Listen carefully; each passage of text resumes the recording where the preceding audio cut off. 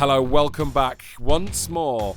It is Golf is Ruining My Life, the safe place for par likers, birdie lovers, eagle fanciers, bogey haters, and two men called Tom. And you. It's Golf is Ruining My Life. Hi, hi, hi. Wow, how long have you been working on that prize? Because I gotta say, I didn't hate it. Well, listen, let me be honest with you, Tom Green. What's happening is my brain is fried. I am almost Pete Doherty like on my cold medication at the moment. I'd say I'm hitting levels. I should really sort of move to Camden and start a band at the moment. So I think I'm very disinhibited. It's going to be a juicy ride today, I'll be honest. Some would say that doing a full podcast rebrand, building home studios, which is where this podcast episode is coming from, and in probably 90 seconds launching the biggest thing we've ever done with this podcast. Some people would say that's too much in January, too much. I would agree. January for me is for tax returns and depression. Yes. not for emails and the thing that we've got to tell you about. But before we get into that, Tom, I don't know about you, but I've been having moments over the last couple of days where I know that spring golf is coming. I've been emailing golf clubs left, right, and centre. I've got after my January golf trip last week, I've got the itch. I've got the golfing itch. I think that is totally natural, and you should probably use some talc, to be honest. The thing that I did the other day that I remember it happening, and I thought, that's what I love about this little show we've got. And I hope that you listeners and now viewers, we'll get onto that in a minute, feel the same way, that when a golf thought occurs to you, let us know, share it with us. The Toms at golfisruiningmylife.co.uk. It's always interesting to have these silly little golf thoughts. And I was on the train going into work and I was really down and just like, sad, too much to think about, really frazzled. And I got my phone out and I scrolled back on my photos to July, because it's something we don't do enough on our phones. We always look on our phones for social media or emails or whatever. And I just went through my photos, got back to July, and just had a really good look through loads of golf photos. And I don't know if you do this as well. It was a balm. I've been nerding out as well by watching other golfers' swings. Like, I did a deep dive into Nelly Corda's swing recently. Did you? There were so many videos. There were so many videos of her swing online. And I can't imagine why you're being served those on Instagram. I don't know. The algorithms know me. And I just thought that her swing was absolutely brilliant. And it has got me excited for spring golfing coming. But Tom, should we cut to the chase? Because there's lots of admin that we need to get through here. There's lots of things we need to do. We need to talk about your emails. We need to talk about Pebble Beach, because if you're listening to this on Thursday the 30th, tonight is Pebble Beach, which feels like a sort of beginnings of sorts of the season. But what we've got to announce is far bigger than Pebble Beach could ever dream of being. So, thing one to announce is that this is the first ever episode coming from our new home studios. So, Price is recording in his house right now. I'm recording in my garden.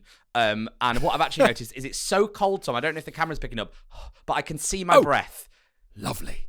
Well, that's going to give it real atmosphere. That is, you look like you're haunted by the spirit of summer golf. That's incredible. Yes. And what I also love is that it's only a matter of months now before we're recording one of these and you're absolutely sweating your moobs off. Because it'll be hot as hell. Well, I'm recording in my little study that I've got at the top of our house, and we've attacked your home studio is looking great. Mine's still a bit of a WIP, bit of a work in progress. We're getting there. We've got lots of exciting things to build the studios with, but far more exciting than that. You should go to YouTube, by the way, because you can now pause this podcast listening experience, chuck on your YouTube, and you can see how crap my background is, and indeed how crap I look and how ill I am. You can really enjoy that. So the place to do that would be just to go to Golf is Ruining My Life on YouTube. Maybe people are already watching us YouTube. Well, hello. So that's thing one. Thing two is you might have noticed that... Are you okay? What are you doing with your face? Oh, dear God. That's awful audio. You may have noticed as well that we've got a brand new logo. And we have to say thank you to the guys at Agile who helped build this whole thing, and it was their concept, and we worked with them and did the broken flag thing. They were the guys behind the Golf Course Awards. So if you remember, we did that a couple of months ago. The guys behind our logo are the guys that brought the Golf Course Awards together. So if you're looking, I gotta say, if you're looking for new sort of logos and stuff, you gotta go and check them out. I know they want to do more in golf. They're called Agile, and the work they've done for us is amazing. So thank you for that. yes, they have built us a brilliant new brand, which you can see on our Golf is Ruining My Life, TikTok and Insta and all that stuff. So that's part one of this. Let's cut to the chase now, Tom. Yeah.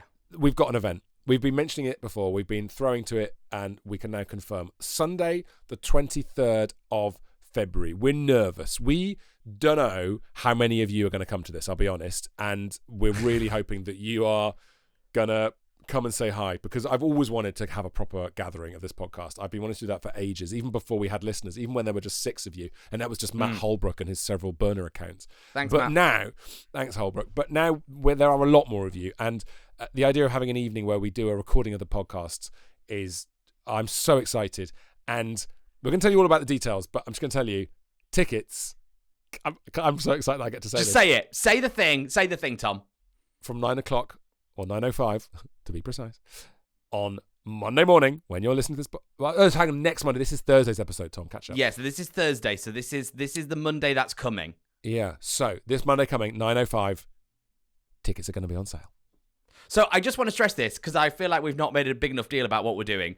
Guys, you asked for a live event, and on the 23rd of February, we're going to be taking over pitch at Canary Wharf in London. The whole new pitch store is going to be ours for one night and one night only. And we have teamed up with the guys at PGA Tour 2K25 to bring you this event. So, do you know the Xbox, PlayStation game? Those guys, new game coming out. We're working with them, and they're part of this event. Yes, so you can come down, you can say hi, you can go and hit balls in the nets, you can play the new PGA Tour 2K25 game, which looks fantastic. We're going to be talking a bit more about that in the coming weeks here on Golf is Ruining My Life. Then we're going to record a podcast, which is very much me and Tom sitting there and talking absolute rubbish while you watch. There's going to be a bar. There is going to be, and this is TBC, hopefully someone from the telly, from the golf on the telly. Don't say who, Tom. Don't say who. But don't say who, because they said they might not be able to do it today. But they might be there. Sky Sports golf presenter, who you will know is hopefully, think they are, going to be there on the night, handing out lessons. And as I say, you could just use the sim bays, watch us do the podcast live. We're going to interview that person on stage. And yeah, I know people have been asking for this for a long time, and we've put so much work in the background bringing this together. Yeah. So stick it in your diaries. Sunday, the 23rd of Feb, at 5 pitch p.m. in Canary Wharf. 5 p.m. onwards, we're going to be there, because it's Sunday. Come on, no one wants to stay up beyond 6, to be honest. We're all going to go to bed after about 7. 5 p.m. onwards, we're actually going to be there till about 8. And it's going to be very much like a sort of pop-up podcast vibe. There's going to be competitions, and we'll be doing some of your emails. And here's the most important thing. There's not many tickets. There's only 50 tickets, right? At the moment. That is what we're doing. So I think, honestly, they're going to sell out quite quickly. So make sure you're there Monday morning, first thing, grab yourself a ticket, and then we're going to get to see you on the 23rd of Feb. I want to explain why we're only doing a limited number of tickets as well, because we've had so many meetings about this. And the thing that I stressed, and Tom stressed in the meetings as well, is that we don't want to pack this place out and then you lot, our lovely listeners, can't get into the bays and use the simulators. Like, the amount of Trackman simulators there is amazing, but if we rock this place full of people, you're not going to be able to get into the bays. You'll be queuing. It'll be rubbish. So we don't want that. So we've kept the tickets really, really limited. So when you are hearing this, when you hear our next episode on Monday, you need to go and buy tickets ASAP. Well, we've also worked really hard on keeping the price £10, which is, I don't even know how much it is to go into a sim bay these days, but it's more money than that. I think the ticket's 10 quid. I think there's some sort of, I don't know, like £2 processing fee or something. Anyway, our bet the tickets is 10 quid. There'll be a drink on arrival, a free drink on arrival. And also, Tom, all thanks to the guys at Agile who have turned this around so quickly, there is some merch. We have finally done it. It's being printed as we right now. Ink or weave, whatever it is making contact. With hoodie, and there's going to be some. Hardly any of them. We're only getting like 20 made, but we're going to have. Can you see why we're stressed? If we're doing this all on the sort of idea that people are going to be there. If you want to be one of the only people in the world to own a Golf is Ruining My Life hoodie, then you need to get down there. Yeah, and Tom, do you mind if I get emotional for a second? Well, listen. Mate, I am absolutely up to my eyeballs in cold, so I look like I've been weeping for the last 10 minutes. I just want to say that we started this podcast. This is basically. Should I do sad music under it? Would that help if I was like? Yeah. When my father first left me. We started this podcast over 3 years ago. And this is basically going to be our birthday celebration. Yeah. And we wouldn't be able to do any of these amazing things. Like when we got the email saying 2K25, PGA Tour 2K25 wants to work with you, we were blown away. And genuinely, this would not have happened if you lot didn't listen to the show every single week. So thank you so much. Tickets are on sale next Monday. They're £10 and a little bit of tax or whatever. And we cannot wait to see you there. You asked for it. We're doing it. Price and Green in the flesh. It's going to be really good fun. And we're also going to, over the next few weeks, format it and work out what we're going to do. There'll be competitions. There'll be stupid things. There'll be a longest drive thing. That's nearest the pin. There'll be a nearest the pin. There'll be stuff. It'll be good. All right, look, that's enough of that, Tom. Let's move on now. Let's talk about the serious stuff. And the serious stuff, actually, Tom, that I need to talk about is the fact that this Sunday, I think by accident, I am playing golf for the first time in about 3 weeks, and I think I'm doing the medal. I'm just going to get this is going to be a disaster. I always think, though, there's something good about throwing yourself into the first time you get back into a competition thing. Because, one, it'll mean that you have to score a card. It'll be so easy on your first round back to go, oh, I don't want to score, or you've done 8, and you go, do you know what, I'm just going to leave after 9 and not throw yourself at it. I think doing a card will be really helpful, but I think low expectations, man. Low expectations. Yeah. That's how you play. Prepare yourself for mud and slosh and double bogeys. I'm just sad about the mud. It's so squidgy at the moment, and it just makes, that thing where you're sort of, you get notifications. You get notifications every day from your golf club, wherever you're a member, and it's usually no trolleys. Yeah. No exemptions. So even if you turn up and you have to be, no, we don't care. You can't play. And it's just, it makes playing 18 it's a pretty long experience, isn't it? Yeah, the only good thing I think about golf in this season, especially in the UK, is that the courses are nice and short now. And I think there's something very playable about that. Like playing the courses I played, like Old Links and Fleetwood, and Silverthorne Solway a couple of weeks ago, they were on forward tees. I mean, the condition was amazing, but they were on forward tees. And it does help, especially when you're playing courses especially like Silloth, where having that 30, 40 yards little nudge forward does mean that driver 9-iron is more often than not the play, which I always say on a par 4, that's how golf should be. Well, it's interesting though, isn't it, when that happens and you go off those front tees because you've been used to the normal tees. And I don't know about you, but like if I score well, at no point do I compute the fact that the extra 40 yards has made a difference. I will tell afterwards. I'll be like, wow, I shot 6 over 9 holes. I've done really well there. That's a really nice little, bodging it around. And I will forget the fact that I was basically off the academy tees because they're so far forward. Yeah, but hold on. Under that proviso, under that thinking, I think it's really hard to then go, okay, because this is the thing that I've always had with golf is I don't let myself think that the score that I've got is right or whatever. I always caveat with it with, but you're off the yellows, or it was fairway mats or whatever. Yeah. Playing the perfect round of golf in summer conditions off the whites just doesn't happen enough in the UK. So I think you've got to accept that even in winter, that does still count as a proper round of golf, right? Like the scores that you shoot, they are real. Yeah, and the ball doesn't go as far, obviously, because it's colder and because it's, it just goes splat when it lands. I mean, it's that simple. So, you play off the front tees. But then there's always that moment as well at the other end of it, which, it's going to come around quicker than you realise. When it comes to spring, suddenly you're off the grass tees again and you're like, this is impossible. This is miles. Have you got a date? Is there a date at your place where they do them? No, I think it's pretty weather dependent, to be honest. I think it's pretty weather dependent. They're pretty sensible about it. They just go when the ground can take it. But yeah, man, getting rid of the mats. Oh, the mats, mate. Oh. Well, last week, I don't know whether we spoke about this on the show. I don't know if we did, but I spent pretty much the whole of those 3 rounds that I played last weekend when I did my January golf trip. Yeah. All of them off those little mats that you take round with you. Oh, you did the whole turf and drop thing. Yeah, the turf and drop thing, because they didn't want us playing off the fairways. Well, that's fair enough. Have you seen, by the way, we should stop for ads now. And guess what? If you're watching this on YouTube, you're now going to get to see what happens in the ads. If you're just listening to us on the podcast, you're just going to hear some ads. But if you're over at our YouTube channel, which you need to go and subscribe to, you're going to see bonus content, Tom. Should we get some ads? Ads! Guess what the bonus content is, guys? It's nothing. It's nothing. No, hang on. I'm going to show you what it is. It's me blowing my nose. Ah. It's pretty good stuff, right? Should we pick up after the ads for the podcast? Ready? Go!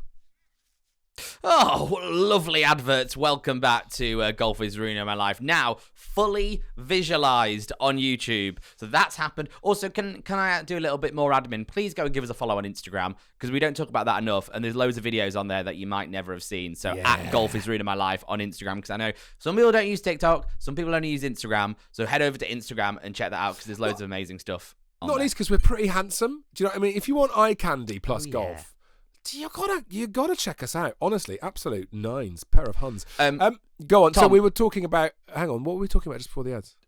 Well, I want to talk about the thing that I texted you last night. Yeah, but wait, we teed something up, didn't we? Just before the ads. The mats. The mats. You want to talk about the mats? Well, very, very, very quickly. We'll come back to the thing from last night. But the mats. There's a product which I've seen advertised on Sky Sports Golf. Have you seen it? Where my friend has one. My friend has one. So what is it? What are they actually called? It's a bit of the matting that you throw down, and it's got this sort of grip that you put it forward so it digs into the soil, and it looks mad. So the guy Ryan I played with, who love Ryan, big fan of this show, and also huge golfing nerd, so has all the golfing things, which is quite good. So we get to the pro shop and they say, "Okay, you're off the mats today," and they give you those sort of. They normally charge you, like £3 if you want to buy them or whatever, or some courses let you borrow them. So we borrowed the traditional golfing mats, which are okay. They're fine. And then we were going down the first, and Ryan was like, "Have you seen the thing that I've got?"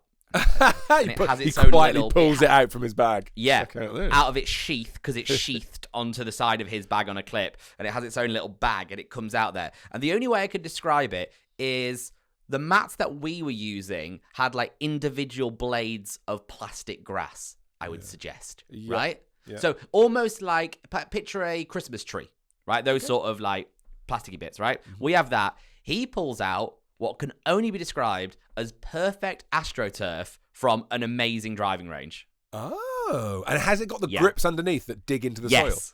And so is it the thing that's advertised on Sky Sports? I think it is. I don't know what it's called, the thing from Sky, but I'm pretty sure it's that exact thing. It has these little reverse like studs which go into the ground. Yeah. So what I was doing because you know what I'm like. If I think I'm going to slip, it gets in my head, right? This is you've got a weird phobia of slipping. I think you must have slipped as a child. I've got a weird thing about slipping. Yeah. So what I was forced to do with my plastic mats was I teed them into the ground on either side. Does that make sense? Yeah, it's so rubbish. Yeah, they have these little holes at the end of the mats. So I pushed the tees through them just so I knew normal I was absolutely tees. You just secure. got normal tees. And every single time you made contact with the AstroTurf grass thing that I'd been given to borrow, you then contact the tee as well on the way through. So you snap tees. You're snapping tees left, right, and centre. All my beautiful Scottsdale tees from about 3 years ago when Scottsdale Golf fitted me in Manchester.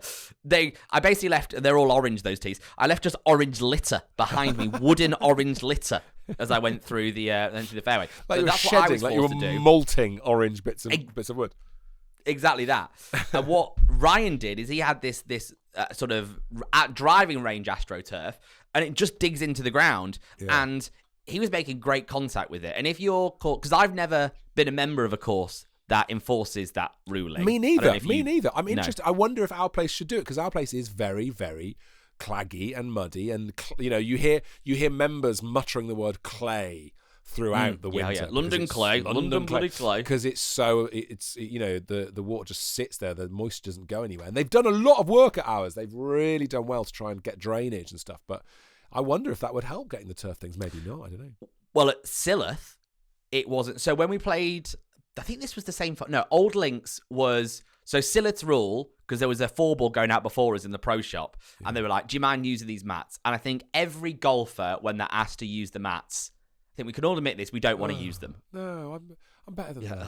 For me, for me. Oh. Yeah. And they were like, no. And then these 4-ball in front of us was like, well, do you mind if we just drop the ball in the rough? Because normally I think that's the get around. But how does that work if you're in the middle of the fairway? So what you would, you just walk it into the rough. That's you just walk mad. it into the nearest rough. Yeah. I know loads of courses do that. No, I have never heard of that. Okay, if your course has a little rule in winter which says go and drop it in the rough, that is crazy. Drop us an email, theToms@golfersRuinMyLife.co.uk, or you can write in the comments because this is on YouTube, don't forget. Oh, yeah, let us know. I mean, Fleetwood, which I played on the Sunday, that was their ruling. Their ruling was go and drop your ball in the rough. Is the rough at Fleetwood really long and flowing? No. Like Tommy's hair? It's a Tommy Fleetwood joke, don't worry about it. Oh, I didn't get it. It's not like, you don't have to drop it in like the heather. You could just go in the... Yeah, I get that. But that's what is it? What are is it Aberdeen rules that they play? Which means Aberdeen rules are even in the rough, you can pick and place. Yeah, that's like Aberdeen rules on steroids. You must take it over to the rough. Wow. Okay. But hold on. But what I was saying is that Silloth is this 4-ball in front of us. Like, we don't want to bloody use these things that you've given us. We'll just hit them out of the rough. And the guy at Silloth, the lovely pro, was just like, we'd actually rather you didn't do that either because we want the rough to be in amazing condition as well. So we were mats at Silloth. We were mats the whole way round. Yeah. I do like hanging around. If you hang around in a pro shop long enough, there'll always be an awkward conversation with a member not very far away. I remember when I played, it wasn't with a member, in fact, when I played at Dornoch, I might have mentioned this once or twice. Dornoch alarm. If we've never had the Dornoch alarm on YouTube, that's because Tom Price played Dornoch once about 2 years ago and hasn't stopped mentioning it since. I'd like to play it again, Tom. I would really like to play it again. And someone came into the pro shop and said, how much is membership? And they went, the joining fee is £20,000. And the guy was American. He's like, okay. And what's the waiting list? And the guy was like, currently 23 years. You're never far away from an awkward chat in a pro shop. I think some sort of all-access documentary to a golf pro shop would be brilliant. I'm going to not name a golf club here. Okay. But I'm going to tell a story about a golf club very quickly on that. Excellent. So I was emailing some golf clubs recently to try and, get some time on the course, to try and film some stuff and whatever, and After maybe look freebie. at membership. No, hey, Sure, let's cool. not. Whatever. Who would? No, I wouldn't. Yeah, cool. I'm on the hustle. Do you want to come down to Littleston sometime, mate? Come and play. It's wonderful. I'd love to go to see Littleston get it. Anyway. We need to get to Littleston urgently. Yeah, come. I emailed this golf course and I was just like, this is what we do with the podcast. We're Great Britain's 5th biggest golf pass, according to Nick Doherty anyway, whoever he is.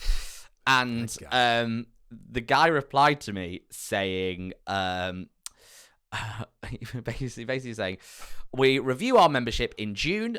We are more than happy to put you forward then, but we are not interested in a deal and there's a 5-year waiting list. Cheers. Okay. I love that. Okay. You're basically doing door-to-door sort of, attempts to get some golf, aren't you? You're going all the courses, just hustling. The door-to-door golf hustler. That's what you are, Tom. Yeah. I love it. It really was. But Tom, I think we need to talk about what I text you last night. Yeah, we do. So obviously, we talk about pro golf on this show quite a lot because Tom and I are very nearly pros, of course. That's why. And I'm super excited about Pebble Beach. We'll get onto that. But the thing that has been bubbling away and more people are talking to me about is TGL. So I think the problem with TGL is, and the amount of conversations I've had with people that go like this, what do you think of TGL? Oh, it's absolutely rubbish. Oh, I can't stand it. What are they doing? Oh, when did you watch it? Well, I've not actually watched it. I've just seen it on Insta. Yeah. So I thought, I was like, do you know what? It's a little bit harder to watch over here, but it is on Sky Sports Golf. I know over in America you can watch it on the evening that it happens or whatever, but over here you got to watch it back on Sky Sports Golf. So I was like, I'm gonna commit a night to go and watch TGL, and it was the Rory Tiger one, so like Boston Common Golf, taking on Jupiter something. Is it Jupiter Heights or Jupiter Links, something like that? Right, okay. And it's a funny one because you know what?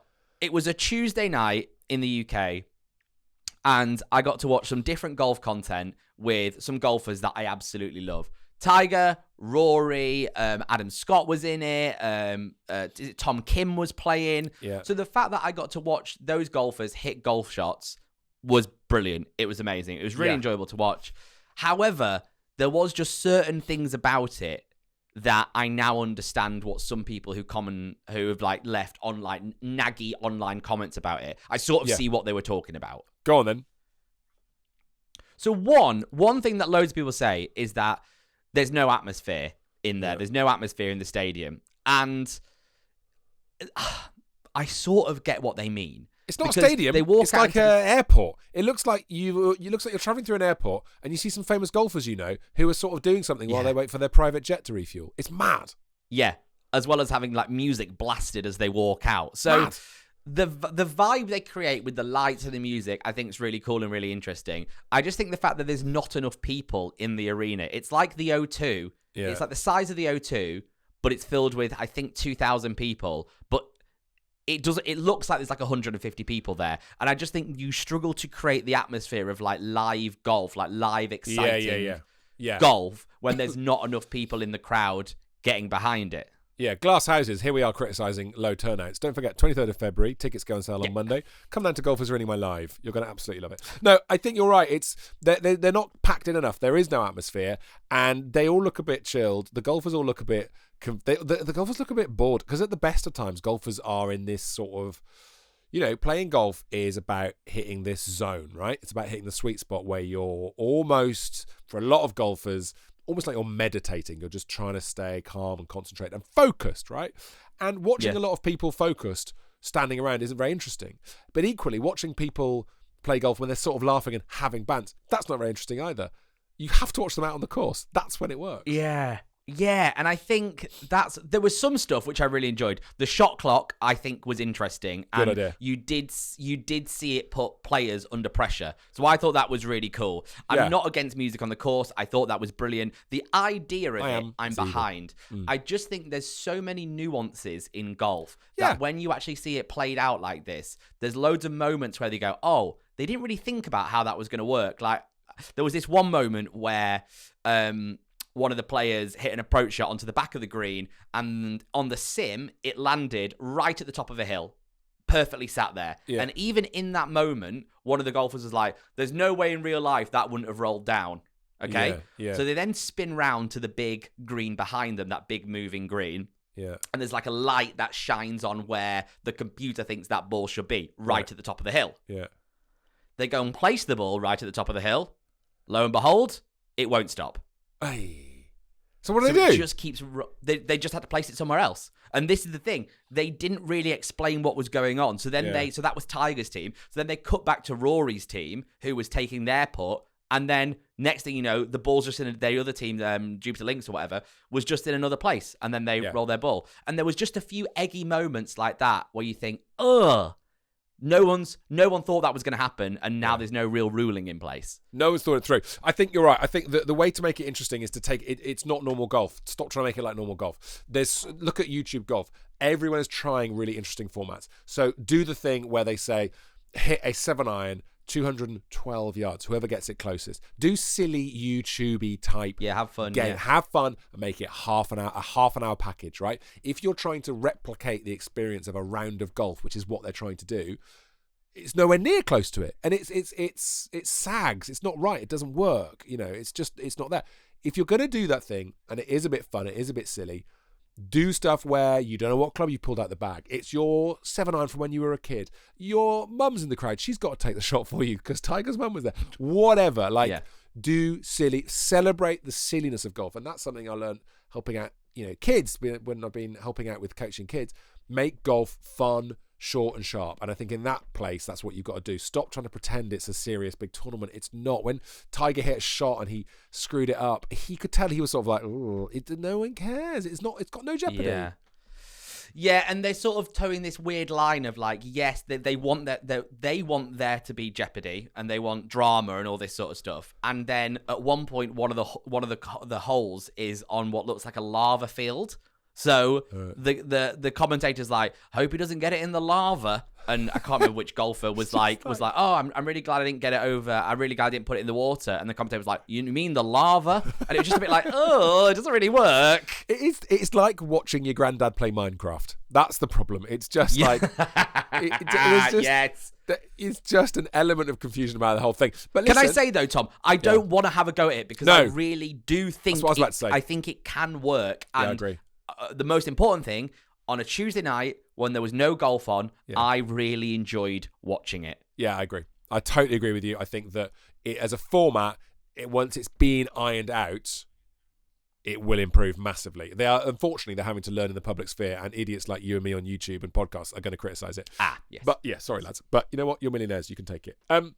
One day we'll be going out to watch it, Tom. That's the most important thing. And when we go out to watch it, I'd love to go. Oh, when we go out to watch it, we'll be saying this. We knew this would work. We always thought this was excellent. But then this is the thing. In real life, where you see these events in person, they often can be a lot better than what you've seen online. I think Liv's a prime example of that. I don't think they've cracked what it looks like when you watch it yet. I think it's a bit confusing. I think the shotgun start doesn't really make sense from a viewing point of view away from the event. However, when I went to JCB with Liv when it was in the UK last year, actually being there on the ground, all those elements make complete sense. It's like, oh, that's why they do that, because it is over in 4.5 hours and it is all a little bit fun. But translating that to what you watch on TV is more difficult. Yeah, it's true. And it's funny that Liv uses the shotgun start, because actually the Saudi regime prefer a shotgun at the end. That's how they tend to finish things. Oh dear, Tom. We've run out of time, we don't want to I'm say, afraid. Okay. Much as it's been something I'd love to keep talking about. We're never going to get that Rick Shields money price if you carry on like that. That is a topic we must talk about next time. I'm very, very keen to talk about that. It's been very, very interesting indeed. Listen, we love you lots. Thank you so much, as ever, for listening, for subscribing, for liking, for commenting. We are doing all this because we love just talking about golf with you guys. So your input's really important. Write your comments down below on the YouTube. Drop us an email, thetoms@golfersruiningmylife.co.uk. And thank you in advance for your thoughts and prayers. My cold. My sinuses have been suffering, and I can only apologise if you are grossed out by the noise of a man going... I'm very, very sorry as to what's happened over the last half an hour. Can you imagine playing golf with him? And the thing before we go, I want to say is next Monday, the 3rd of February, the tickets go on sale for our inaugural Golf is Ruining My Live in partnership with the PGA Tour 2K25 and Pitch, their new place in Canary Wharf. And we don't know how this is going to go. We would love to see you there. Monday morning, the tickets go on sale. They're either going to fly out the door or they're not. And we just can't tell yet. Other than to say that, I don't know how to say this other than, if I wasn't part of this event, please, I would love to go to it. That's the thing that we've tried to do most with this, is make something that me and Price would want to go to. Definitely, exactly. So, and we know you. We chat twice a week. We think you will absolutely love it. So get some mates together. It's only £10 a ticket.